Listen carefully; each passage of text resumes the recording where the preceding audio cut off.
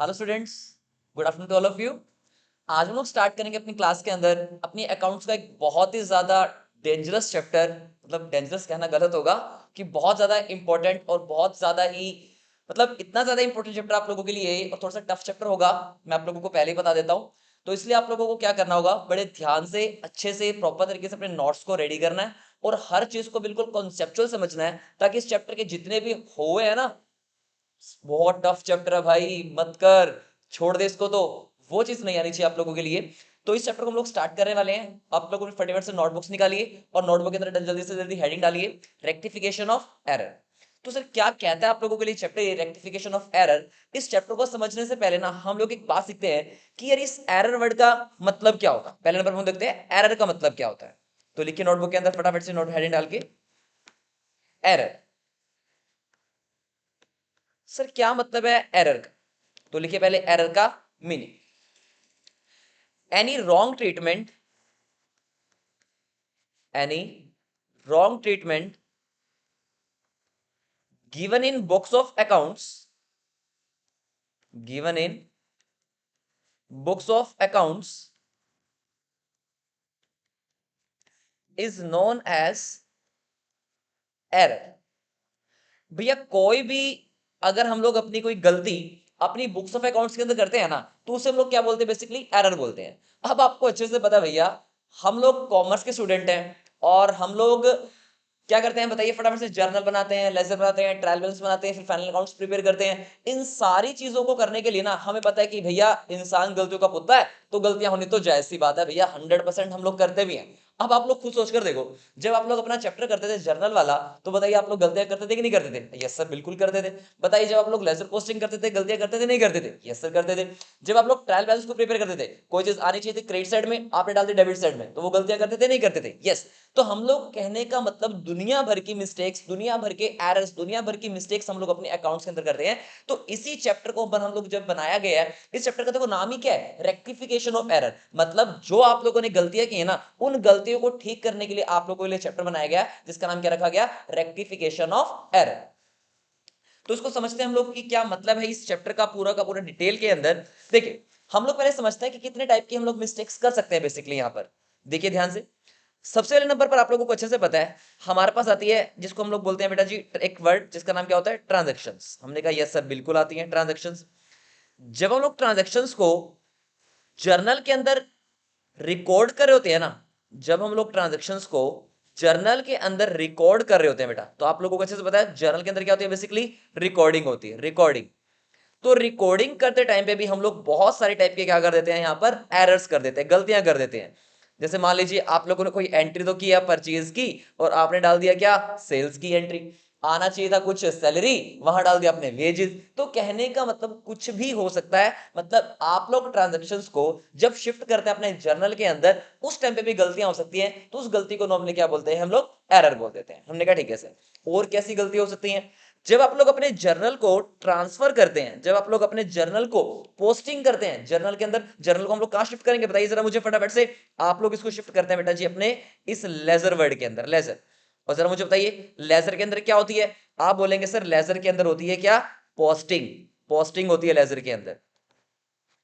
यहां पर भी तो हो सकती है भैया कोई ना कोई एरर, यानी कि जब भी हम लोग अपने जर्नल को लेजर में ट्रांसफर करेंगे, तो इसके अंदर भी कुछ ना कुछ गलतियां होने के चांसेस हमारे लिए बढ़ जाते हैं, क्योंकि इंसान है ही गलतियों का पुतला। क्योंकि जब तक हम गलती नहीं करते तब तक सीखते नहीं है। तो ट्रांजेक्शन से जर्नल जाते हुए गलती, जर्नल से लेजर जाते हुए हो सकता है गलतियां फिर हो जाए। अब हम लोग जब लेजर से आगे जाते हैं, जिसका नाम क्या होता है, ट्रायल बैलेंस। क्या बोलते हैं इसे हम लोग, ट्रायल बैलेंस बोलते हैं। जब लोग अपने बैलेंसेस को शिफ्ट कर रहे हैं ट्रायल बैलेंस के अंदर, तो यहां पर भी गलतियां होने के चांसेस बढ़ जाते हैं। यहां पर भी हमारे क्या हो जाते हैं, गलतियां होने के चांसेस होते हैं। इसे भी हम लोग क्या बोलेंगे बेसिकली, फिर से एरर। तो कहने का मतलब जैसे आप लोग लेजर अकाउंट्स प्रिपेयर कर लिए, जैसे आप लोगों ने अपने सारे के सारे बैलेंसेस को ट्रांसफर करेंगे अपने ट्रायल बैलेंस के अंदर, जिसके अंदर फॉर्मेट हम लोग बनाते हैं नेम ऑफ अकाउंट्स, डेबिट और क्रेडिट। तो कोई चीज आनी चाहिए थी, लाइक जैसे कि हम लोग बात करें कैरियज है। अब कैरियज क्या होता है, एक एक्सपेंस। आपको पता है एक्सपेंस का बैलेंस क्या होता है, डेबिट, लेकिन गलती से आपने उसको क्रेडिट में शिफ्ट कर दिया। तो कहने का मतलब एरर तो हुआ ना, और एरर कहां पे हुआ, ट्रायल बैलेंस बनाते हुए एरर आया। तो इस टाइप के भी एरर को हम लोग बोलेंगे क्या, ये भी क्या है, एक गलती। Got it. उसके बाद फिर ट्रायल बैलेंस के बाद अगर हम लोग बात करें, क्या बनाते हैं हम लोग अपने, सर हम लोग बनाते हैं उसके बाद अपने फाइनल अकाउंट, जहां पे हम लोग अपने trading account, profit and loss account, ये सारी चीजें हम लोग यहाँ पर प्रिपेयर करते हैं। तो इसका मतलब यहां से आगे जाते हुए भी हम लोग कुछ ना कुछ क्या करते हैं, एरर कर देते हैं। तो बस मुझे सिर्फ ये बताना आप लोगों को भी कि इंसान एक गलतियों का पुतला है, दुनिया भर की मिस्टेक्स उसकी करना उसके हाथ में है। और इसका मतलब जब आप लोग खुद सोचो, जब आप लोग जर्नल एंट्रीज करते थे, ट्रायल बैलेंस बनाते थे, लेजर बनाते थे, तो आप लोग 100% उन गलतियों को करते थे। उन गलतियों को अब हम लोगों को क्या करना है, ठीक करना सीखना है, क्योंकि गलती तो कर ली, अब उस गलती को हम लोगों को ठीक करना भी आना चाहिए। इसलिए ये चैप्टर बनाया गया जिसका नाम क्या रखा गया, रेक्टिफिकेशन ऑफ एरर। थोड़ा सा चैप्टर टफ है, लेकिन अगर आप लोगों के बेसिक कॉन्सेप्ट्स क्लियर होंगे ना, मैं कहता हूं इस चैप्टर को चटाक से आप लोगों को समझ में जाएगा, कोई दिक्कत आप लोगों को इस चैप्टर के अंदर नहीं आने वाली है। ओके सर, ठीक है, समझ गए हम लोग, यहां तक आप लोग आपकी बातें। अब क्या होगा, अब सुनिए ध्यान से मेरी बातों को, बहुत इंपॉर्टेंट बातें हैं, ध्यान से सुनना। अब हमने क्या किया, अच्छा मुझे पहले बताइए, what is the difference between error and fraud. ये दो वर्ड्स मैंने आप लोगों के सामने बोले, एक वर्ड बोला मैंने एरर और एक वर्ड मैंने बोला फ्रॉड। तो बताइए आप लोग दोनों में क्या डिफरेंस होता है, बताइए। अच्छा आप बोलेंगे अब कि सर जो एरर होता है ना, एरर वो तो क्या होता है, बताइए जरा, जानबूझ के किया गया या बिना जानबूझ के किया गया। यानी कि देखो ध्यान से सुनना मेरी बात को, एरर का मतलब होता है जो हम लोगों ने ना जाने में हो गया, मतलब हम लोगों का इंटेंशन नहीं था गलती करने का, लेकिन फिर भी हम लोगों की गलती से गलती हो गई, इस चीज को तो हम लोग क्या बोलेंगे, बेसिकली एरर बोलते हैं। फ्रॉड का मतलब होता है जानबूझकर गलती को करना, उसे हम लोग क्या बोलते हैं, बेसिकली फ्रॉड कहते हैं। तो आई थिंक दोनों वर्ड्स में समझ में आ गया होगा। अब हम लोग यहाँ पर फ्रॉड की बातें नहीं कर रहे हैं, हमें क्या काम करना है, हमें बात करनी है अपनी किसी की, एरर की बातें करनी है। गॉट इट, चलिए चलिए। अब लिखिए फटाफट से क्लासिफिकेशन ऑफ एरर। अब हम लोग बात करते हैं इन एरर्स के क्लासिफिकेशन की। लिखिए क्लासिफिकेशन, क्लासिफिकेशन ऑफ एरर।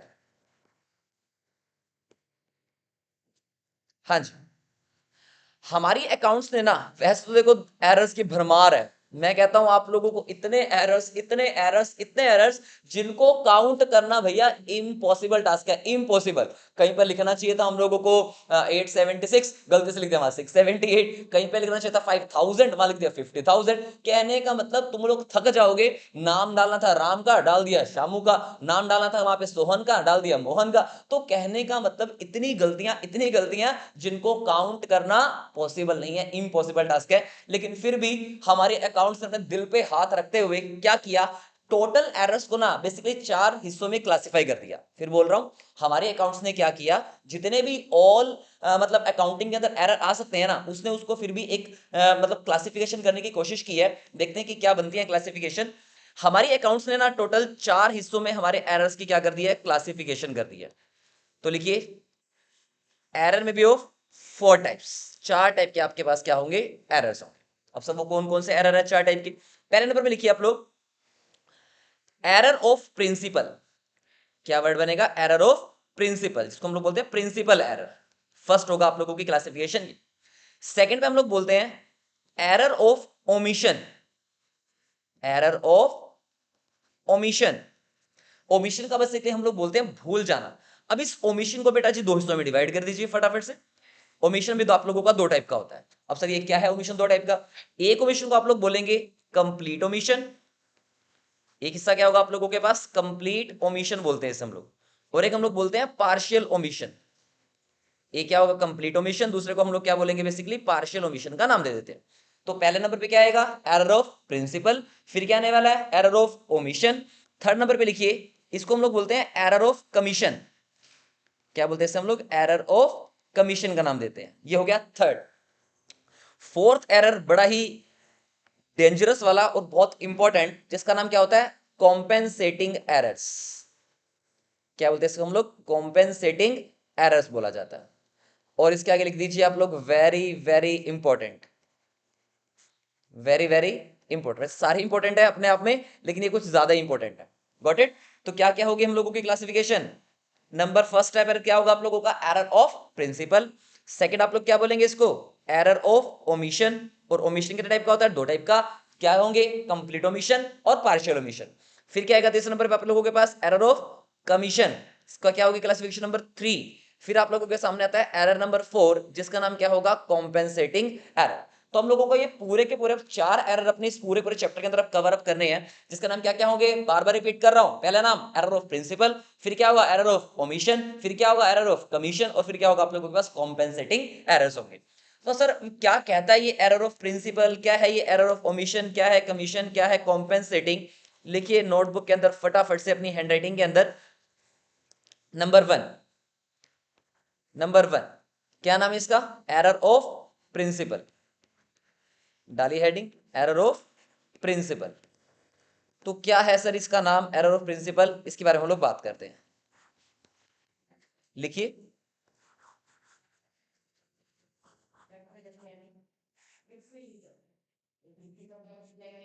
हाँ जी, लिखिए कैपिटल एक्सपेंडिचर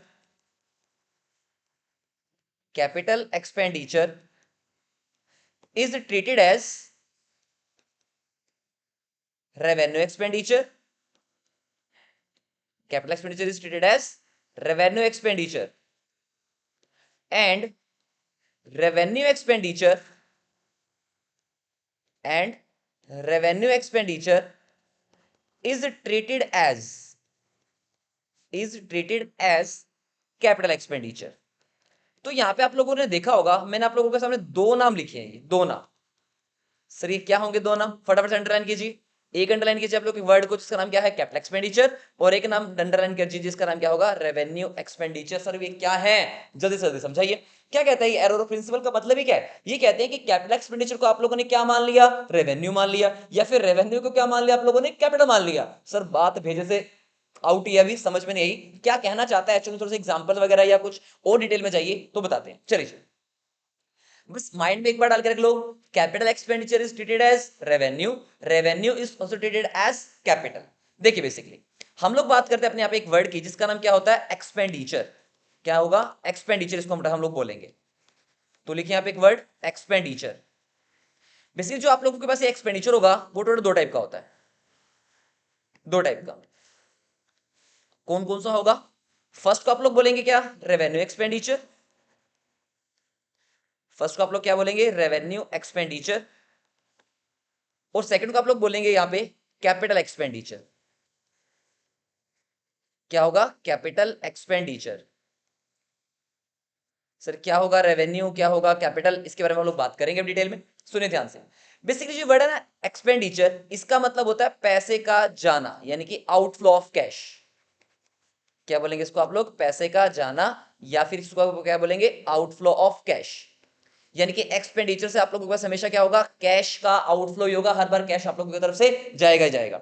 अब आप लोगों के पास ना पैसा दो तरीके से जाता है। पहले नंबर पे क्या होगा आप लोगों का? Revenue expenditure. और फिर नंबर पे क्या होगा? Capital expenditure. रेवेन्यू एक्सपेंडिचर का मतलब होता है ऐसे एक्सपेंडिचर या फिर ऐसे खर्चे जो आप लोगों को रूटीन के होते हैं, रूटीन इन नेचर। लिखिए यहां पर रूटीन इन नेचर। अब यहाँ पर रूटीन इन नेचर का मतलब ये नहीं है कि आप लोग रूटीन का मतलब होता है डेली रूटीन में ही, डेली वर्ड यूज नहीं किया मैंने यहाँ पे। रूटीन इन नेचर का मतलब होता है हर 20 डेज बाद, हर 15 डेज बाद, हर मंथ, हर ईयर। अब ये नहीं है सर हर 5 साल, हर 10 साल, ऐसा नहीं, सिर्फ ईयर तक हम लोग बात करेंगे इसके अंदर।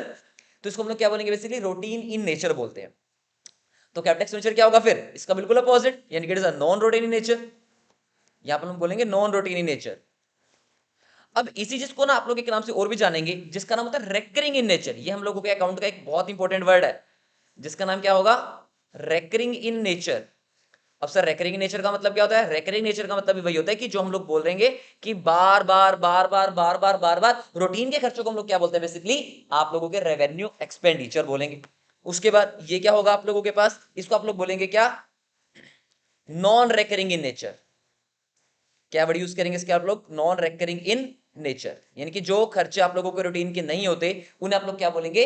नॉन रूटीन इन नेचर, यानी कि कैपिटल एक्सपेंडिचर का नाम देते हैं। सर क्या होंगे अभी यहाँ पे? देखिए ध्यान से।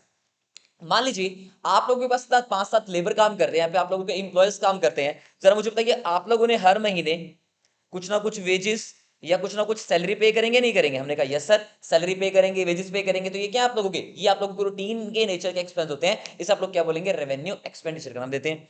जरा मुझे बताइए अब ये बिल्डिंग है, इस बिल्डिंग का मुझे हर महीने क्या पे करना पड़ेगा? रेंट पे करना पड़ता है। बताइए जरा एक ही बार पे करना है या बार बार पे करना पड़ेगा? सर बार बार पे करना पड़ेगा। उसके बाद आपके घर में इलेक्ट्रिसिटी का बिल आता है, बताइए जरा हर महीने 2 महीने बाद आप बिल पे करेंगे नहीं? यस सर बिल्कुल पे करेंगे। तो इसको हम लोग क्या बोलेंगे? Basically electricity bill paid. क्या बोला जाएगा इसको? इलेक्ट्रिसिटी बिल पेड हम लोगों ने किया। और बताइए जैसे मान लीजिए आप लोगों को पता है कैरियज, कैरियज को हम लोग क्या बोलते हैं हिंदी में? बेसिकली भाड़ा। तो इसका मतलब वो भी आप लोगों के लिए एक्सपेंस है। तो आप लोग बोलेंगे कि कैरिज पेड भी आप लोग करेंगे। कहने का मतलब ये सारे के सारे खर्चे जो आप लोगों के होंगे ना वो रूटीन ही नेचर के होते हैं। इन सारे रूटीन ही नेचर को, जैसे फॉर एग्जांपल मान लीजिए आप लोगों के पास एक बाइक है या आप लोगों के बिजनेस के अंदर मशीन्स हैं, उनके आप लोग क्या कराते हैं, रिपेयरिंग करवाते हैं। रिपेयर हर 3 महीने बाद, हर 2 महीने बाद, हर 6 महीने बाद रिपेयरिंग कराएंगे। तो बताइए जरा, रिपेयर का खर्च आप लोगों को करना पड़ेगा, एक्सपेंस है नहीं है सर? बिल्कुल एक्सपेंस है। कहने का मतलब आप लोग ऐसे याद रख लो इसको, all the expenses all the expenses all the expenses are included in revenue expenditure. इस तरीके से आप लोग एक वर्ड याद रख लो। जितने भी आप लोगों को मैंने एक्सपेंसेस आप लोगों को लिस्ट बनवा रखे ना, rent paid, salary paid, commission paid, जितनी भी लिस्ट है वो सारी की सारी आप लोगों के लिए क्या बन जाएगी, आपकी रेवेन्यू एक्सपेंडिचर बन जाने वाली है। उसके बाद क्या हो गया भी ये कैपिटल एक्सपेंडिचर आप लोगों का। इसके अंदर आप लोग बोलेंगे क्या कि आप लोग ऐसी चीजें जो आप लोग सिर्फ और सिर्फ बहुत बार परचेस नहीं करते, सिर्फ एक ही बार परचेस करते हैं, यानी कि पूरी लाइफ के अंदर, यानी कि फिर आप से 10 साल बाद या 5 साल बाद, इस तरीके से। जैसे कि मान लीजिए परचेज ऑफ फर्नीचर। जरा मुझे बताइए, आप लोग अपने घर के अंदर फर्नीचर, आज आप नया फर्नीचर लेके आए, आज आप नया बेड लेके आए, आप नया सोफा लेकर गए, आज कुछ भी आप लोग लेकर गए सामान, तो बताइए जरा 10 दिन बाद आउट, या उसको हम लोग चलाते हैं काफी साल? यस सर, बिल्कुल चलाते हैं। तो इसका मतलब ये लॉन्ग टर्म चलते हैं आप लोगों के। तो purchase of fixtures, purchase of land and building, purchase of plant and machinery. तो कहने का मतलब ये सारी चीजें आप लोगों की, परचेज ऑफ मोटर कार या फिर मोटर व्हीकल। तो अगर इसको मैं एक ही नाम में सीधा सीधा डाल दूं, आप लोग ये बोल सकते हैं कि आप लोगों ने क्या किया है, एसेट परचेज किया है। और एसेट परचेज आप लोग कैसे करते हैं, लॉन्ग टर्म के लिए यूज करते हैं। इन सारे के सारे एक्सपेंडिचर को आप लोग क्या बोलेंगे, अपने कैपिटल एक्सपेंडिचर। इसको आप ऐसे याद रख लो, छोटे खर्चे रेवेन्यू, बड़े खर्चे कैपिटल एक्सपेंडिचर। इस तरीके से आप लोग इसको याद भी कर सकते हैं। Got it? आई थिंक आप लोगों को यहां तक ये वाली बातें समझ में आ गई है कि रेवेन्यू एक्सपेंडिचर क्या होगा और आप लोगों के पास आपका कैपिटल एक्सपेंडिचर क्या होगा। क्योंकि इस चैप्टर को मुझे बिल्कुल बेसिक्स आप लोगों को पढ़ाना है, क्योंकि जब तक इस चैप्टर का बेस क्लियर होगा ना, ये चैप्टर आप लोगों को समझ में नहीं आ सकता। बहुत ज्यादा टिपिकल चैप्टर है, बहुत ज्यादा डेंजरस चैप्टर है ये वाला। इसको समझने के लिए आप लोगों को बेसिक कॉन्सेप्ट्स को क्लियर करना ही पड़ेगा। चलिए जी, तो मुझे पता है हमारे प्यारे प्यारे बच्चे जर्नल के अंदर, लेजर के अंदर, ट्रायल से तो बिल्कुल परफेक्ट हैं, लेकिन मुझे पता है परफेक्शन कितनी अच्छी होती है आप लोगों की, लेकिन हम लोग फिर भी आप लोगों का ओवर कॉन्फिडेंस जो है ना उसको नीचे गिराने की, नीचे गिराना पड़ेगा मुझे। मुझे आप लोगों को ना एक बार फिर से अपने जर्नल पे लेकर के आना ही पड़ेगा, ठीक है जी? क्योंकि जब तक मैं आप लोगों को जर्नल और लेजर नहीं सिखाऊंगा ना, तो ये चैप्टर आप लोगों को समझ में आएगा नहीं। मुझे पता आप लोगों को अच्छे से आता है, लेकिन हम लोग फिर भी एक बार थोड़ा सा रिकैप कर लेते हैं चीजें, ताकि आप लोगों को चैप्टर को करने में कोई भी 1% की भी समस्या ना हो। Got it? क्योंकि चैप्टर जैसे जैसे आप लोगों का बढ़ेगा ना, वैसे चैप्टर थोड़ा सा टफ होता चला जाएगा, और टफ ना हो इसलिए आप लोगों को समझना पड़ेगा पूरा पूरा बेसिक कॉन्सेप्ट, बेसिक जर्नल और बेसिक अपने लेजर सीखने ही पड़ेंगे। चलिए जी, वही सेम सिचुएशंस फिर से आई थिंक आप लोगों को, सब बच्चों को वो मॉडर्न अप्रोच जो मैंने आप लोगों को पढ़ा रखी सभी को आती है। वही asset, expense and loss, liabilities, income and gain और कैपिटल। सर यही डेबिट में, एलआईसी क्रेडिट में, यही क्या होंगे, डेबिट में इंक्रीज होंगे तो डेबिट, डिक्रीज होंगे तो क्रेडिट। एलआईसी कहां होंगे, क्रेडिट साइड में, इंक्रीज होंगे तो क्रेडिट, डिक्रीज होंगे तो डेबिट। रटे पड़े सर अच्छे तरीके से। चलिए जी, लिखिए फटाफट से अब example number 1। Example number 1 sir क्या एग्जाम्पल होगा, लिखिए एग्जाम्पल में, परचेज ऑफ मशीनरी फॉर ₹1,00,000। बताइए सर क्या एंट्री करेंगे? और मैं आप लोगों को सिर्फ एंट्रीज वही पढ़ाऊंगा जो आप लोगों के इस रेक्टिफिकेशन अंदर यूज होने वाली है, फालतू की कोई एंट्रीज नहीं पढ़ाने वाला हूं मैं। बताइए क्या एंट्री पास आउट करेंगे आप लोग? एंट्री करेंगे इसके अंदर मशीनरी अकाउंट डेबिट, क्योंकि मशीन आपके हाथ में आ रही है और आपके हाथ से बेटा जी कैश चला जाएगा, तो एंट्री बनेगी machine account debit to cash account 1,00,000 and 1,00,000। ठीक है सर, परफेक्शन है बिल्कुल। एग्जाम्पल नंबर 2 क्या होगा, salary paid, salary paid for ₹20,000। बताइए क्या एंट्री पास आउट होगी? एंट्री आप लोग करेंगे इसके अंदर क्या, salary account debit. Sir salary account debit क्यों हुई? क्योंकि सैलरी आप लोगों के लिए क्या है, एक एक्सपेंस है, और सैलरी पे करने से क्या होगा, आपके यहाँ से कैश निकल जाएगा। Salary account debit to cash account कितना, ₹20,000 और ₹20,000। हमने कहा ठीक है जी। एग्जाम्पल नंबर 3 क्या एंट्री होगी फिर? एग्जाम्पल नंबर 3 क्या क्वेश्चन है, देखिए ध्यान से। Purchased goods, purchased goods on credit for ₹40,000। ये चीज मैंने आप लोगों को याद कीजिए, मैंने आप लोगों को पढ़ा रखा है। जब भी आप लोग अपनी गुड्स को परचेज करेंगे ना, तो गुड्स को परचेज करने के लिए आप लोग एक वर्ड यूज करते हैं जिसका नाम क्या होता है, परचेज अकाउंट। तो क्या आने वाला है, परचेज अकाउंट डेबिट टू, क्या कैश अकाउंट आएगा? नहीं सर, कैश अकाउंट नहीं आएगा। हमने ये सामान परचेज किया है क्रेडिट पे, तो इसका मतलब बताइए जरा, हम लोगों को पेमेंट करनी है या रिसीव होनी है? सर पेमेंट करनी पड़ेगी, आप लोगों की लायबिलिटी इंक्रीज हो जाएगी, तो आप लोगों के क्रेडिटर्स भी इंक्रीज हो जाएंगे। तो purchase account debit to creditors account, how much amount, 40,000 and 40,000। Got it? उसके बाद example number 4, example number 4, sold furniture, sold furniture for rupees 20,000। बताइए क्या एंट्री आप लोग पास आउट करेंगे इसके अंदर? अगर आप लोगों ने फर्नीचर को सोल्ड किया है मतलब आप लोगों की एसेट सेल हो गई है। बताइए जरा, एसेट सेल करने से क्या कैश आया होगा या नहीं आया होगा? आप बोलेंगे सर बिल्कुल आया होगा। तो आप लोग एंट्री करेंगे इसके अंदर क्या, cash account debit to furniture account. क्या लिखेंगे, cash account debit to furniture account, how much amount, 20,000 and 20,000। उसके बाद एग्जाम्पल नंबर 5, ये बिल्कुल बेसिक चीजें जो मैंने आप लोगों को पढ़ा रखी, तो टाइम वेस्ट हम लोग ज्यादा नहीं करने वाले हैं इसके ऊपर। उसके बाद फिर जरा मुझे बताइए, an amount of rupees, an amount of rupees 5,000 rupees as bad debt, now as bad debt. भैया 5,000 रुपीज आप लोगों के बैड डेट हो गए। बताइए जरा, अगर बैड डेट हो गए तो बैड डेट आप लोगों के लिए क्या है, एक लॉस। तो लॉस का बैलेंस डेबिट में, तो bad debt account debit to क्या हो जाएगा, बैड डेट उनसे क्या होता है, आपके डेटर्स खत्म हो जाते हैं, तो bad debt account debit to debtors account, how much amount, 5,000, 5,000। Sir उसके बाद example number 6, example number 6, sold goods for rupees 1 lakh. बताइए क्या होगा? जब भी आप लोग सामान को सेल करेंगे, गुड्स को सोल्ड करते हैं, तो बताइए जरा, कैश आप लोगों के पास आ जाएगा, कैश अकाउंट तो डेबिट हो जाएगा, कितने रुपए, 1 लाख, और आप लोगों के हाथ से सामान चला गया, तो सामान के लिए यूज होगा वर्ड टू सेल्स अकाउंट, कितने रुपए, 1 lakh and 1 lakh. Example number 7, हाँ जी, एग्जाम्पल नंबर 7 क्या होगा? एग्जाम्पल नंबर 7 में, sold goods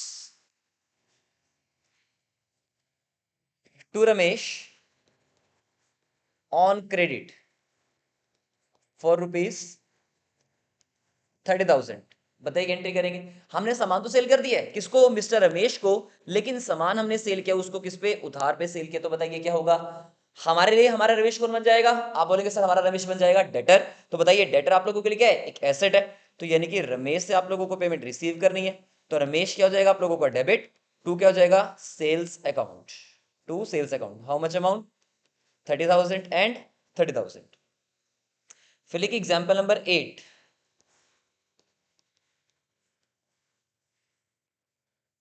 goods return, goods return to, word ध्यान से सुना, यहाँ पे goods return to word use किया मैंने यहाँ पे, goods return to Suresh for rupees 20,000। बताइए जरा क्या होगी ये? सब ये परचेज रिटर्न हो गया, सेल्स रिटर्न होगी। देखो, हमने सामान कुछ खरीदा था, तब तो हम लोग जाकर के सुरेश को क्या करके आ रहे हैं, सर परचेज रिटर्न करके आ रहे हैं। हमें अच्छे से पता है कि परचेज का बैलेंस क्या होता है, हमेशा ऑलवेज डेबिट, तो परचेज रिटर्न क्या हो जाएंगी, ऑलवेज क्रेडिट। इसका मतलब हम लोग एंट्री करेंगे, जैसे हमने सामान रिटर्न कर दिया, हमारे ऊपर से लाइबिलिटी खत्म, तो सुरेश क्या हो जाएगा, यहाँ से डेबिट 20,000 रुपीज से, और यहाँ पे क्या लिखेंगे आप लोग, to, to purchase return account, to purchase return account, how much amount, 20,000 and 20,000। फिर लिखिए एग्जाम्पल नंबर 9, एग्जाम्पल नंबर 9, फिर लिखिए goods return, goods return from mister Vaibhav for rupees 30,000। बताइए क्या एंट्री करेंगे यहाँ पे?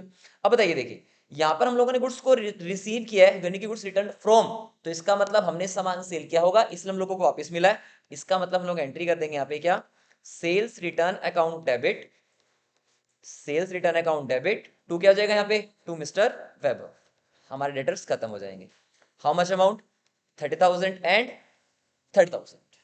Got it? उसके बाद लास्ट एग्जांपल लिखिए फटाफट से, example number 10, commission received, commission received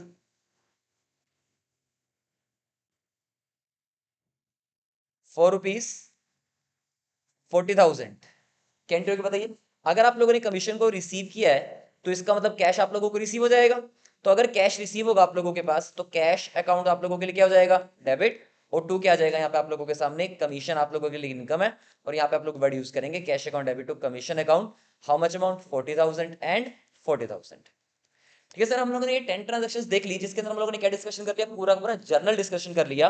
अब हम लोग सीखने वाले हैं यहाँ पर कि इनको लेजर पोस्टिंग कैसे करना है। क्या सीखेंगे इसका, हम लोग लेजर पोस्टिंग सीखते हैं इसकी।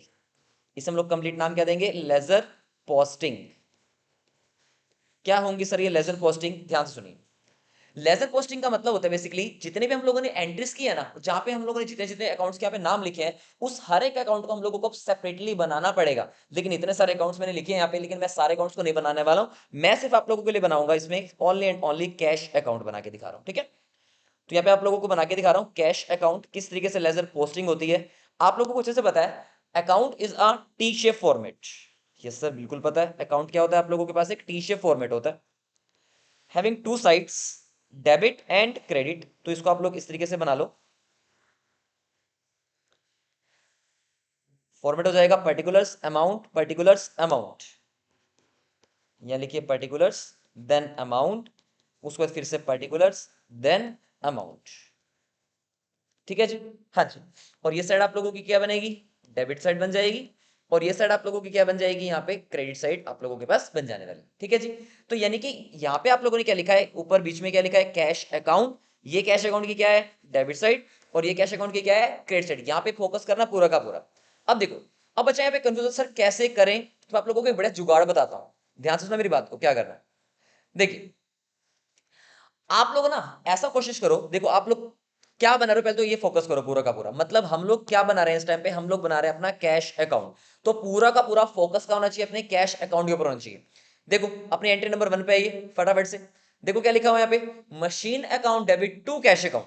जरा चेक करो, ये जो वर्ड है एक तो डेबिट साइड है, और नीचे वाली क्या होगी, टू वाली क्या होती है, हमेशा क्रेडिट साइड। डेबिट वाली डेबिट लिखा होता है, लेकिन क्रेडिट के लिए हम लोग क्या यूज करते हैं, वर्ड टू यूज करते हैं। मुझे आप लोग बताइए यहाँ पे कि जो अकाउंट आप लोग बना रहे हैं अपना कैश अकाउंट, वो डेबिट साइड में है या क्रेडिट साइड में, मुझे आप लोग बताएंगे। आपने कहा सर एंट्री हमने की है machine account debit to cash account, तो इसका मतलब कैश अकाउंट तो कहां है, हम लोगों का क्रेडिट साइड में है। अब वापस आ जाओ अपने अकाउंट के ऊपर, हमने बोल दिया सर कैश अकाउंट कहां है, कैश अकाउंट है अपनी क्रेडिट साइड के अंदर। हमने कहा सर ठीक है, कैश अकाउंट कहां पे, क्रेडिट साइड के अंदर। मतलब ये देखना आप लोगों को कैश अकाउंट कहां पर है, आपने बोला क्रेडिट साइड के अंदर है, मतलब हमें लिखना कहां है, क्रेडिट साइड में लिखना है। जहां पर कैश अकाउंट होगा हमें लिखना वहां है। फिर बोल रहा हूं, जहां पर कैश अकाउंट होगा हमें लिखना वहां है। तो सर लिखना क्या है ये भी बता दो।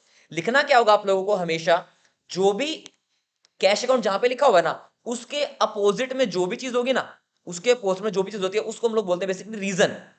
ये चीज आप लोगों को क्या बताता है, अपोजिट में लिखने वाली चीज आप लोगों को बताती है क्या, रीजन बताती है। अभी मैं आप लोगों को सिखाता भी हूं। तो लिखेंगे कि आप लोग एक वर्ड बाय मशीनरी अकाउंट, क्या यूज करेंगे आप लोग, वर्ड बाय मशीनरी अकाउंट, इस तरीके से। लेकिन अमाउंट याद रखना, अमाउंट हमेशा कौन से वाली आने वाली है, जो कैश के अंदर थी। चेक कर लो कैश के अंदर कौन से अमाउंट थे आप लोगों के पास, यहाँ पे कितनी अमाउंट है, 1 लाख एंड 1 लाख, दोनों साइड 1 लाख 1 लाख है, तो कोई फर्क नहीं पड़ेगा। तो यहाँ पर आप लोग लिखेंगे कितना, 1 लाख एंड 1 लाख। इसका मतलब क्या है कि आपके हाथ से कैश गया होगा, आपके हाथ से कैश खत्म हुआ होगा, क्योंकि कैश क्रेडिट करने का, कैश को क्रेडिट करने का मतलब क्या है कि कैश आपके हाथ से कम हुआ है। तो बेटा रीजन आप लोगों को बता रहे हैं कि कैश कम हुआ क्यों, क्योंकि आपने यहाँ पे एक मशीन खरीदी होगी इसलिए कैश कम हुआ। समझ में आया। उसके बाद अब देखिए point number 2।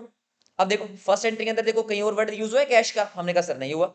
Entry number 2 check कर लो, क्या एंट्री है यहाँ पे, salary account debit to cash account. बताइए जरा, यहाँ पर आप लोगों का कैश अकाउंट फिर से कहाँ है, फिर से कहाँ है, क्रेडिट साइड में है। बताइए जरा कैश आया होगा या कैश गया होगा, आपने कहा सर कैश गया होगा, मतलब कैश अकाउंट के कहाँ जाएगा ये, क्रेडिट में। लेकिन सर लिखना क्या होगा, लिखना क्या होगा, रीजन क्या है, सैलरी पे की है तभी कैश गया है। मतलब हम वापस आ जाएंगे अपने अकाउंट के ऊपर यहाँ पे कि कैश अकाउंट तो क्रेडिट में था, इसका मतलब वर्ड यूज क्या होगा, बाय।